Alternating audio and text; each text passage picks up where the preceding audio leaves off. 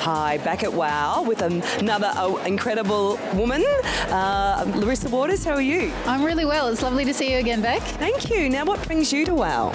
Oh, look, I've just had the great pleasure of chairing a session on why climate change is a feminist issue. Now, I'm fascinated by climate change and obviously I'm a massive feminist, so linking the two and realising that, in fact, women bear the brunt of climate change impacts. We've just heard from women with a background in Africa, from Fiji, from the Torres Strait, about how this is actually affecting everyday lives. This is about food production, this is about safety, and that women and children are at the front line.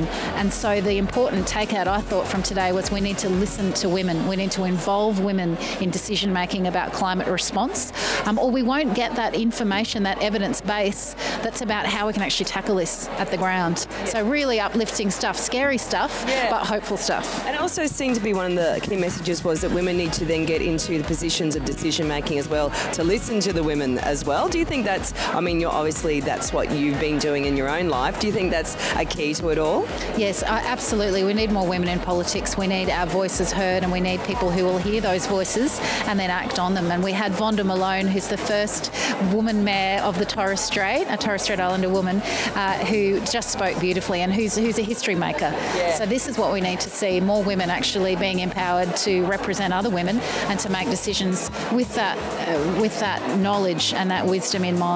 Yeah, and I love hearing what Sharon was talking about from Fiji about the weather watchers, who are the women and they're the first responders. So again, women are, I guess, in touch with nature in a way that maybe, I don't know, what's your feelings on that? Oh, some great points there about how women are often the food producers, and so they notice when the winds change, when the rains are coming at a different time, and they have to adapt. Do they plant at a different time? Should they plant different seeds? When do they start packing their stuff and getting it up to the rafters and evacuating? Women are the ones that are the first responders. So that marvellous program Weather Watch that's been developed by community-led radio in Fiji to actually get that message out there by text saying, okay, the floods are coming, start your preparations now, has really revolutionised. And of course, women can then feed in that information, so it's a two-way exchange. Yeah, exactly. And just quickly, are you making a comeback? I'm trying to. I'm hoping to. You've got to! Thank you. And finally, why are events like Women of the World so important? Oh, look, what a marvellous festival, a feminist festival at this point in our world's politics, where we've got so many men in charge making decisions that are possibly sending us to war, that are wrecking the climate, that are ignoring the daily needs of people.